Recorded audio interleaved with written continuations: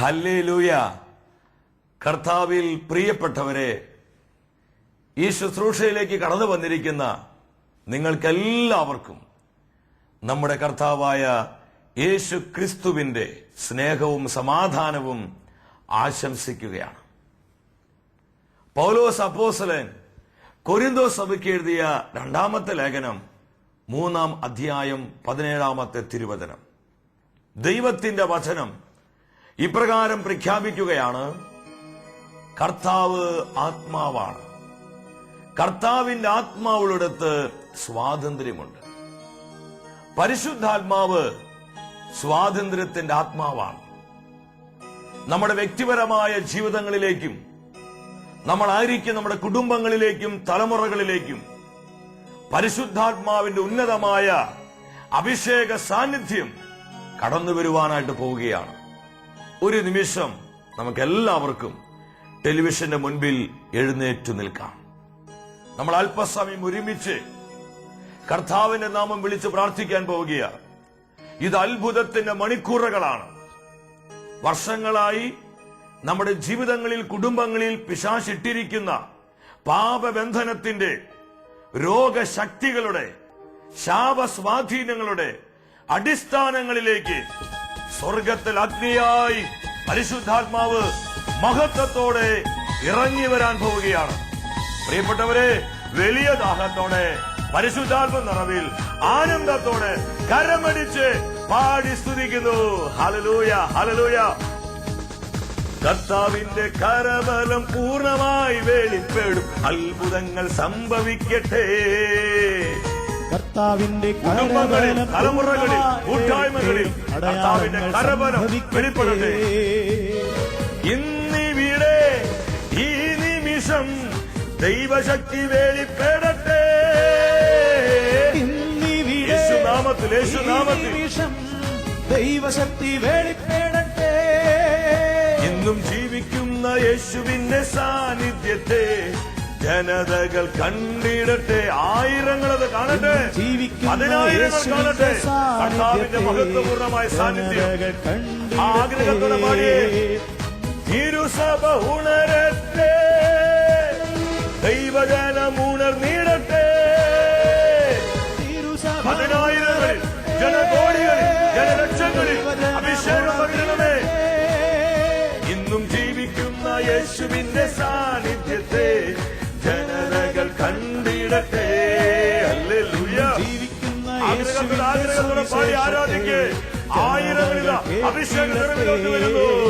ഇന്നും ജീവിക്കുന്ന യേശുവിന്റെ സുവിശേഷത്തെ ജനതകൾ കേട്ടിടട്ടെ, ജനതകൾ കേട്ടിടട്ടെ. ഇരു കരങ്ങളും കർത്താവിന്റെ സാന്നിധ്യത്തിന് മുമ്പ് ഉയർത്തിപ്പിടിച്ച് അഭിഷേക നിറവിൽ യേശു നാമത്തെ വിളിക്ക്. യേശുവേ, അത്ഭുതത്തിന്റെ ദൈവമേ, അത്ഭുതത്തിന്റെ രാജാവേ, അത്ഭുതങ്ങൾ, അടയാളങ്ങൾ, അങ്ങയുടെ വചനങ്ങളെ സ്ഥിരീകരിക്കണമേ. അനേകം കുടുംബങ്ങൾ പരിശുദ്ധാത്മാവിൽ നിറയട്ടെ, പരിശുദ്ധാത്മ സാന്നിധ്യത്താൽ നിറയട്ടെ, പരിശുദ്ധാത്മ ശക്തിയാൽ നിറയട്ടെ. കുഞ്ഞുമക്കൾ ആത്മാവിനാൽ നിറയട്ടെ, യുവജനങ്ങളിൽ ആത്മാവിന്റെ സാന്നിധ്യം ശക്തിപ്പെടട്ടെ. സാത്താൻ അടിസ്ഥാനങ്ങൾ തകരട്ടെ. വർഷങ്ങളായി പല തലമുറകളിൽ പിശാചിട്ടിരിക്കുന്ന മ്ലേച്ഛതയുടെ, പാപസ്വാധീനങ്ങളുടെ, ആസക്തികളുടെ അടിസ്ഥാനങ്ങളിലേക്ക് പരിശുദ്ധാത്മാവേ സ്വർഗത്തിലെ തീയായി ഇറങ്ങി വരിക, കത്തിച്ചാരമാക്കുക. ഹല്ലേലൂയ, ഹല്ലേലൂയ, ഹല്ലേലൂയ. തലമുറകൾ സ്വാതന്ത്ര്യം പ്രാപിക്കട്ടെ, കുടുംബങ്ങൾ സ്വാതന്ത്ര്യം പ്രാപിക്കട്ടെ.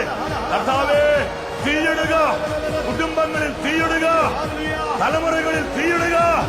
പരിശുദ്ധാത്മാവിന്റെ തീ കത്തി ജ്വലിക്കട്ടെ. പരിശുദ്ധാത്മാവിന്റെ സൗഖ്യ ശക്തി അനേകമായിരം രോഗികളിൽ ചെന്നടിക്കട്ടെ. റൂഷ് പവർ, പവർ, പവർ. അത്ഭുത വിടുതലുകൾ, അത്ഭുത സൗഖ്യങ്ങൾ യേശു നാമത്തിന്റെ ഉയർച്ചയ്ക്കായി സംഭവിക്കട്ടെ. ഹല്ലേലൂയ, ഹല്ലേലൂയ, ഹല്ലേലൂയ. സ്തുതിച്ച് പ്രാർത്ഥിക്കുക മക്കളെ. ഒരിക്കൽ കൂടെ കരങ്ങൾ ഉയർത്തി, സ്വരം ഉയർത്തി പരിശുദ്ധാത്മാവിനെ വിളിക്കേ. വരിക, വരിക പരിശുദ്ധാത്മാവേ. പതിനായിരങ്ങൾ അഭിഷേകം ചെയ്യുക. പിശാചിന്റെ പിടിയിൽ നിന്ന്, സാത്താൻ ആധിപത്യങ്ങളിൽ നിന്ന് അനേകമായിരം ആത്മാക്കളെ വിമോചിപ്പിക്കുക, കുടുംബങ്ങളെ വിമോചിപ്പിക്കുക. Glory glory glory glory. വചനത്തിന് ഹൃദയങ്ങൾ തുറക്കപ്പെടട്ടെ. എതിർ ചിന്തകൾ, എതിർ വാക്കുകൾ, എതിർ മനോഭാവങ്ങൾ പരിശുദ്ധാത്മ ശക്തിയാൽ നിർവീര്യമാകട്ടെ. I bind all the spirits in the name of Jesus. പരിശുദ്ധാത്മാവേ, യേശു നാമശക്തി വെളിപ്പെടുത്തുക. കുടുംബങ്ങളിൽ, തലമുറകളിൽ, സമൂഹങ്ങളിൽ, കൂട്ടായ്മകളിൽ, വ്യക്തിജീവിതങ്ങളിൽ യേശു ക്രിസ്തുവിന്റെ നാമശക്തി വെളിപ്പെടുത്തുക. Reveal, reveal. ഹല്ലേലൂയ, ഹല്ലേലൂയ, ഹല്ലേലൂയ, ഹല്ലേലൂയ. ആബാ പിതാവേ, ആത്മസാന്നിധ്യത്താൽ ഞങ്ങളെ വിശുദ്ധീകരിക്കണമേ. ഹല്ലേലൂയ, ഹല്ലേലൂയ, ഹല്ലേലൂയ. പരിശുദ്ധ അമ്മേ, ഞങ്ങളുടെ അമ്മേ, ഞങ്ങൾക്ക് വേണ്ടി പ്രാർത്ഥിക്കണമേ. ആമേൻ. ഹല്ലേലൂയ. പ്രിയ ദൈവമക്കളെ, കർത്താവിന്റെ വചനത്തിനായി ദാഹാർത്തരായി ദൈവ സാന്നിധ്യത്തിന്റെ മുൻപിൽ നമുക്കായിരിക്കാം. ഇന്നത്തെ വചന ശുശ്രൂഷയിലൂടെ പരിശുദ്ധാത്മാവ് നമ്മുടെ ജീവിതങ്ങളെ പഠിപ്പിക്കുന്നത് സാത്താനുമായി ഒത്തുതീർപ്പ് അരുത്. ദൈവമക്കളായ നമ്മുടെ നിലപാട് എന്തായിരിക്കണം? നമ്മുടെ അഭിപ്രായവും തീരുമാനവും നമ്മുടെ കാഴ്ചപ്പാടും എപ്രകാരമുള്ളതായിരിക്കണമെന്ന് ഇന്നത്തെ വചന ശുശ്രൂഷയിലൂടെ വളരെ വ്യക്തമായി കർത്താവ് നമ്മെ ഓരോരുത്തരെയും പഠിപ്പിക്കുകയാണ്. വെളിപാടിന്റെ പുസ്തകം 12-ാം അധ്യായം 9-ാം വചനത്തിലോട്ട് വരുമ്പോൾ നമുക്ക് കാണാൻ കഴിയും, സർവ്വലോകത്തെയും വഞ്ചിക്കുന്ന സാത്താനെന്നും പിശാചെന്നും വിളിക്കപ്പെടുന്ന ആ പുരാതന സർപ്പം, സാത്താനെന്നും പിശാചെന്നും വിളിക്കപ്പെടുന്ന സർവ്വലോകത്തെയും വഞ്ചിക്കുന്ന ദൈവത്തിന്റെ വചനം വളരെ വ്യക്തമായി പഠിപ്പിക്കുന്നു, പിശാച് വഞ്ചകനാണ്. ഏത് തലങ്ങളിലോട്ട്, രാഷ്ട്രീയ മണ്ഡലം, സാമൂഹിക മണ്ഡലം, സാമ്പത്തിക മണ്ഡലം എന്നുവേണ്ട ഏത് മണ്ഡലങ്ങളിലോട്ട് നമ്മൾ നോക്കിയാലും അവിടെയെല്ലാം പിശാചിന്റെ പ്രകടമായ സ്വാധീനങ്ങൾ കാണുവാനായിട്ട് കഴിയും. പാപത്തെ നന്മയായി അവതരിപ്പിക്കുന്നു, സകലവിധ അശുദ്ധികളെയും വലിയ വിശുദ്ധിയായി അവതരിപ്പിക്കുന്നു. ഇതാണ് ഡിസെപ്ഷൻ, ഇതാണ് വഞ്ചന. ഇപ്രകാരം പിശാചിന്റെ വഞ്ചന കൊണ്ട് നിറഞ്ഞിരിക്കുന്ന ഈ കാലഘട്ടത്തിൽ ദൈവമക്കളായ ഞാനും നിങ്ങളും ഏത് നിലപാട് സ്വീകരിക്കണം? ജോഷുവ പ്രവാചകന്റെ പുസ്തകം 1:7 പറയുന്നുണ്ട്, കർത്താവ് ജോഷയെ നോക്കി പറയാ, ജോഷുവ, എന്റെ ദാസനായ മോശയിലൂടെ നൽകിയ നിയമങ്ങളിൽ നിന്ന്, എന്റെ വചനങ്ങളിൽ നിന്ന് നീ ഇടം വലം വ്യതിചലിക്കരുത്, ഇടം വലം നീ തിരിയരുത്. ദൈവവചനത്തിന്റെ പ്രമാണങ്ങളാണ് പ്രിയപ്പെട്ടവരെ എന്റെയും നിങ്ങളുടെയും നിലപാടുകൾ, തീരുമാനങ്ങൾ. നമ്മളായിരിക്കുന്ന ഈ കാലഘട്ടം ഇത് ഒത്തുതീർപ്പുകളുടെ കാലഘട്ടമാണ്. പാപത്തോടുള്ള ബന്ധത്തിൽ ഒരുപാട് കോംപ്രമൈസിംഗ് നടന്നുകൊണ്ടിരിക്കുക. അനീതിയോടും അക്രമത്തോടും വഴിവിട്ട മ്ലേച്ഛതയോടുള്ള ബന്ധത്തിൽ ഇന്ന് ഒരുപാട് ഒത്തുതീർപ്പുകൾ രാഷ്ട്രീയ മണ്ഡലത്തിൽ സകല മേഖലകളിലും നമുക്കിത് പ്രകടമായിട്ട് കാണുവാനായിട്ട് കഴിയും. എന്നാൽ ക്രിസ്തുവിന്റെ സുവിശേഷം അത് കോംപ്രമൈസിന്റെ സുവിശേഷമല്ല, അത് കുറെ ഒത്തുതീർപ്പിന്റെ സുവിശേഷമല്ല. എന്താണ് കർത്താവ് നമ്മളിൽ നിന്ന് ആഗ്രഹിക്കുന്നത്? പ്രധാനമായും പുറപ്പാടിന്റെ പുസ്തകം 5-ാം അധ്യായം മുതൽ 10-ാം അധ്യായം വരെയുള്ള തിരുവചന ഭാഗങ്ങളിലൂടെ ഇത് കുറെ കൂടി വ്യക്തമാക്കി പരിശുദ്ധാത്മാവ് നമ്മളെ പഠിപ്പിക്കുകയാണ്. നിയമാവർത്തന പുസ്തകം 11-ാം അധ്യായം 1-ാമത്തെ തിരുവചനം, ദൈവത്തിന്റെ വചനം ഇപ്രകാരം പ്രഖ്യാപിക്കുകയാണ്, നിങ്ങളുടെ ദൈവമായ കർത്താവിനെ എന്നും സ്നേഹിക്കുകയും അവിടുത്തെ അനുശാസനങ്ങളും ചട്ടങ്ങളും നിയമങ്ങളും കൽപ്പനകളും അനുസരിക്കുകയും ചെയ്യുവിൻ. നമ്മൾ എന്നും കർത്താവിനെ സ്നേഹിക്കുന്നവരായി കർത്താവിന്റെ വചനങ്ങളെ, പ്രമാണങ്ങളെ, ചട്ടങ്ങളെ അനുസരിക്കുന്ന ജീവിതങ്ങളായി മാറുവാൻ കർത്താവ് അതിയായി ആഗ്രഹിക്കുകയാണ്. പുറപ്പാടിന്റെ പുസ്തകത്തിലോട്ട് നമുക്ക് വരാം. 5-ാം അധ്യായം 1-ഉം 2-ഉം തിരുവചനങ്ങൾ. അവിടെ പ്രധാനമായും 2 വ്യക്തികളെ കാണാം. ഒന്ന് ദൈവജനത്തിന്റെ നേതാവായ കർത്താവിന്റെ പ്രവാചകനായ മോശ, രണ്ടാമത് ഈജിപ്തിന്റെ ചക്രവർത്തിയായ ഫറവോ. ഈ രണ്ട് വ്യക്തികളിലൂടെ കർത്താവ് നമ്മളെ പഠിപ്പിക്കുകയാണ്. മോശയുടെ പൊസിഷനിലാണ് ഇന്ന് എന്നെയും നിങ്ങളെയും കർത്താവ് നിർത്തിയിരിക്കുന്നത്. മോശയോട് ദൈവം പറയും, മോശ, നീ ഫറവോയുടെ അടുത്ത് ചെന്നുകൊണ്ട് പറയണം, എന്റെ ജനത്തെ എന്നെ ആരാധിക്കുവാനായി മരുഭൂമിയിലേക്ക് വിട്ടയക്കുക. കർത്താവിന്റെ സ്വരം വ്യക്തമായി കേട്ട മോശ ഫറവോയുടെ അടുക്കൽ ചെന്നുകൊണ്ട് ഫറവയോട് പറയും, ഇസ്രായേൽ ജനത്തെ കർത്താവിനെ ആരാധിക്കാനായി വിട്ടയക്കുക. പുറപ്പാടിന്റെ പുസ്തകം 5:2 വ്യക്തമായ വചനം പറയുകയാണ്. ഈ ദൈവസ്വരം ഫറവോ കേട്ടുകഴിഞ്ഞപ്പോൾ ഫറവോ ചോദിക്കുന്നൊരു ചോദ്യമുണ്ട്, ഞാൻ എന്തിനാണ് ഈ ജനത്തെ വിട്ടയക്കേണ്ടത്? ആരാണ് ഈ കർത്താവ്? ഞാൻ കർത്താവിനെ അറിയുന്നില്ല, എനിക്ക് കർത്താവുമായി യാതൊരു ബന്ധവുമില്ല. പ്രിയപ്പെട്ടവരെ, ഇവിടെ നമ്മൾ ഒരു കാര്യം ശ്രദ്ധിക്കണം. ദൈവത്തിന്റെ വചനം എന്തു പറയുന്നുവോ അതിന് നേരെ എതിരായിട്ടാണ് പിശാച് സംസാരിക്കുന്നത്. തുറന്നു വരുന്ന അധ്യായങ്ങൾ നിങ്ങൾ വായിച്ച് പഠിക്കണം. എന്താ സംഭവിച്ചത്?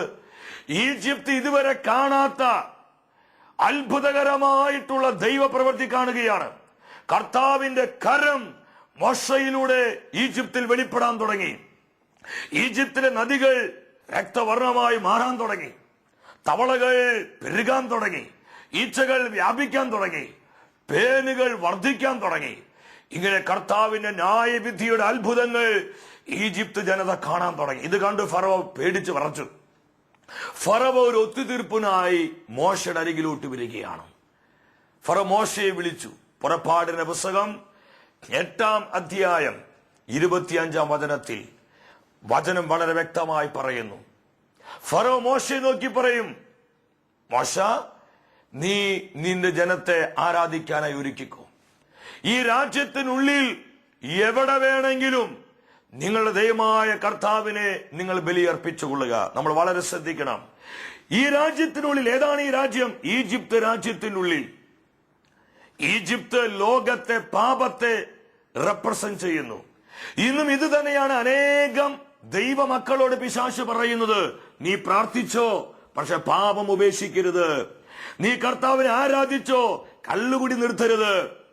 നീ ദശാംശം കൊടുത്തോ, പക്ഷേ മദ്യ വ്യവസായം അവസാനിപ്പിക്കരുത്.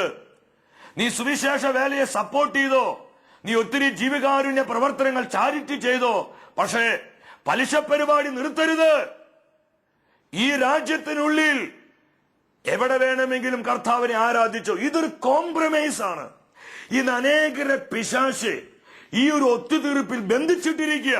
പ്രിയ സഹോദര സഹോദരി, ഇതെനിക്കും നിങ്ങൾക്കുമുള്ള കർത്താവിന്റെ സ്വരമാണ്. ഞാൻ ആത്മാവിൽ പറയട്ടെ, പാപം ഉപേക്ഷിക്കാത്ത ഒരു ആരാധനയും കർത്താവ് സ്വീകരിക്കുകയില്ല. പാപത്തെ ഉപേക്ഷിക്കാതെ സുവിശേഷം പ്രസംഗിച്ചാലും, പാപത്തെ ഉപേക്ഷിക്കാതെ ഒത്തിരി ചാരിറ്റി പ്രവർത്തനങ്ങൾ, ജീവകാരുണ്യ പ്രവർത്തനങ്ങൾ ചെയ്താലും, പാപത്തെ ഉപേക്ഷിക്കാതെ കുദാശകൾ സ്വീകരിച്ചാലും, പാപത്തെ ഉപേക്ഷിക്കാതെ ഏത് കമ്മിറ്റിയിലെ നേതാവായി നമ്മൾ പ്രവർത്തിച്ചാലും, എന്റെ പ്രിയപ്പെട്ടവരെ, സ്വർഗം അത് അംഗീകരിക്കുകയില്ല. ഇന്ന് പിശാചിന്റെ ഏറ്റവും വലിയ നമ്പർ 1 ഒരു കോംപ്രമൈസ് ആണ്. നീ പ്രാർത്ഥിച്ചോ, ആരാധിച്ചോ, പാപങ്ങൾക്ക് വേണ്ടി ജീവിതം നീ സമർപ്പിച്ചോ, പക്ഷേ നിന്റെ ജീവിതത്തിലുള്ള അശുദ്ധി ഉപേക്ഷിക്കരുത്. നിന്റെ ജീവിതത്തിലെ മ്ലേച്ഛത നീ മാറ്റരുത്. ഈജിപ്തിനുള്ളിൽ എവിടെ വേണമെങ്കിലും നീ കർത്താവിന് ബലിയർപ്പിച്ചോ. ഇന്ന് അനേകര് പിശാചിന്റെ ഈ സ്വരത്തിൽ പെട്ടുകിടക്കുക. എന്നാൽ ദൈവമക്കളുടെ നിലപാട് ഇതല്ല. 8:26 മോശ പറയാ, ഫറവയെ നോക്കി, ഫറവോ, അങ്ങനെ ചെയ്യുന്നത് ശരിയല്ല. അതല്ല ദൈവം പറഞ്ഞിരിക്കുന്നത്. ദൈവം പറഞ്ഞിരിക്കുന്നത് 3 ദിവസത്തെ യാത്ര ചെയ്ത് മരുഭൂമിയിൽ ചെന്ന് കർത്താവിനെ ബലിയർപ്പിക്കുവാനാണ് ദൈവം ഞങ്ങളോട് പറഞ്ഞിരിക്കുന്നത്. ആ ദൈവസ്വരത്തിൽ മോശ നിലകൊള്ളുകയാണ്. അവരും ഇവരും പറയുന്നതല്ല നമ്മൾ അനുസരിക്കേണ്ടത്. കർത്താവിന്റെ വചനം നമ്മോട് എന്തു പറയുന്നുവോ അതാണ് നമ്മൾ സ്വീകരിക്കേണ്ട നിലപാട്. മോശ കർത്താവിന്റെ വചനത്തിൽ ഉറച്ചു നിന്നപ്പോൾ അടുത്തൊരു കോംപ്രമൈസുമായി ഫറവോ വരികയാണ്. പുറപ്പാടിന്റെ പുസ്തകം 8-ാം അധ്യായം 28-ാമത്തെ തിരുവചനം.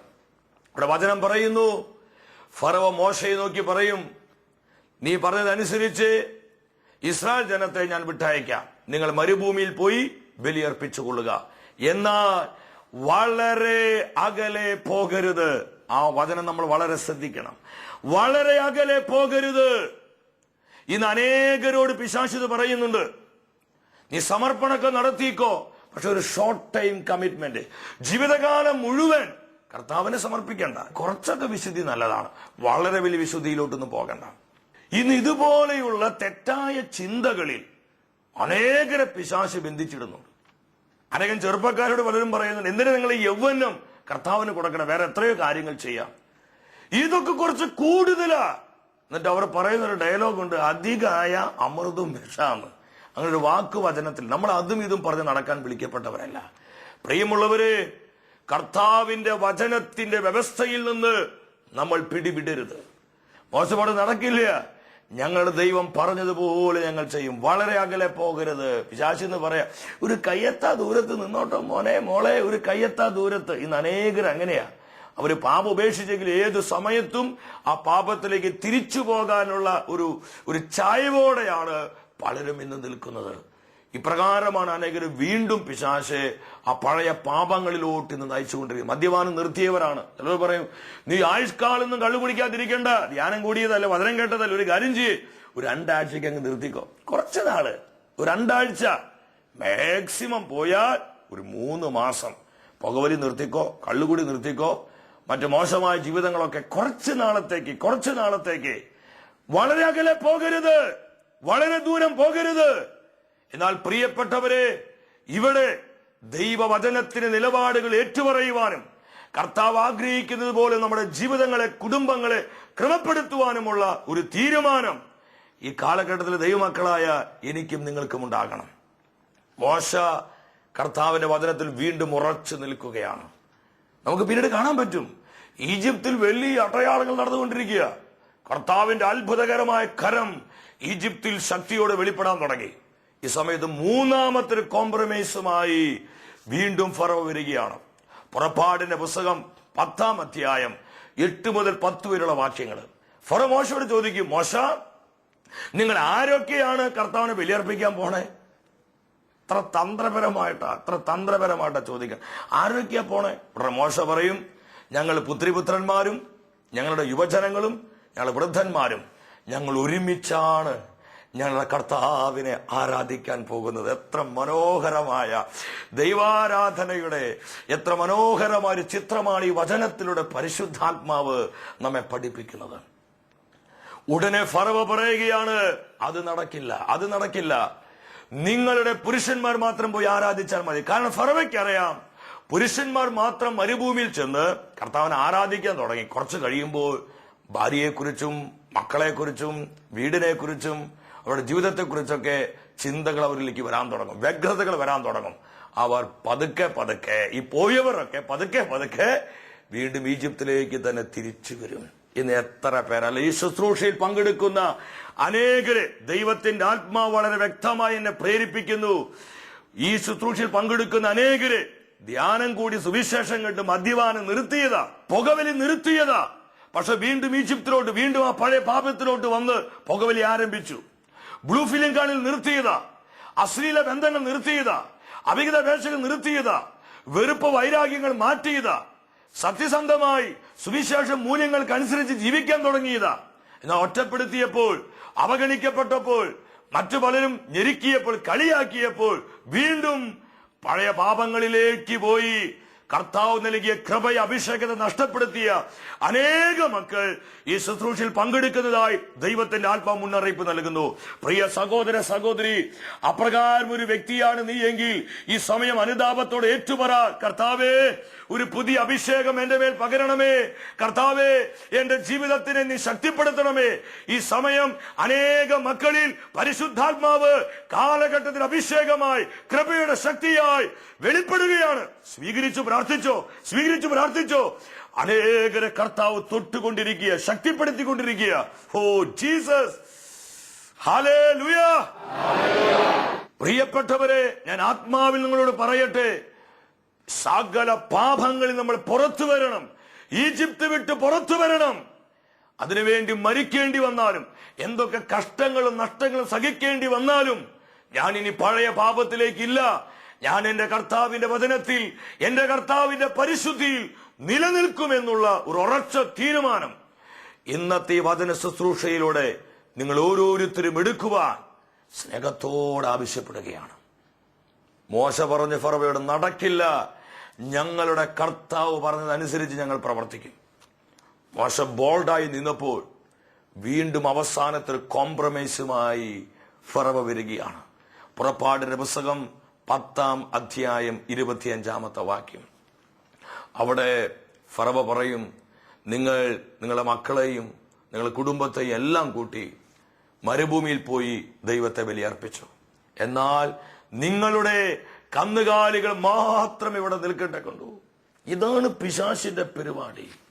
നമ്മൾ പൂർണ്ണമായും കർത്താവിന്റെ സ്വന്തമായി മാറുവാൻ പിശാച് ഒരിക്കലും ഇഷ്ടപ്പെടുന്നില്ല. പിശാച് പറയുന്ന എല്ലാ പാപവും ഉപേക്ഷിച്ചോ, പക്ഷെ ആ ചെറിയ പാപം വല്ലപ്പോഴും ക്രിസ്മസ് വരുമ്പോൾ, ഒരു ഈസ്റ്റർ വരുമ്പോൾ, ഒരു ബർത്ത്ഡേ വരുമ്പോൾ വല്ലപ്പോഴുമുള്ള ആ ചെറിയ കല്ലുകൂടി അതവിടെ ഇരുന്നോട്ടെ, അത് കന്നുകാലിയാ, അതവിടെ ഇരുന്നാൽ നീ വീണ്ടും പഴയ പാപത്തിലേക്ക് പോകും.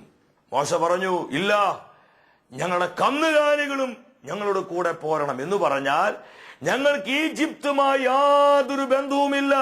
ഇതാണ് ഒരു ദൈവമകളുടെ നിലപാട്. മോശ പറഞ്ഞു, ഞങ്ങളുടെ കന്നുകാലികളും ഞങ്ങളുടെ കൂടെ പോരണം. ഞങ്ങൾ ഒരുമിച്ച് ദൈവം ഞങ്ങൾക്ക് തന്ന സകലതും ഞങ്ങൾ ദൈവത്തിനായി സമർപ്പിക്കുകയാണ്.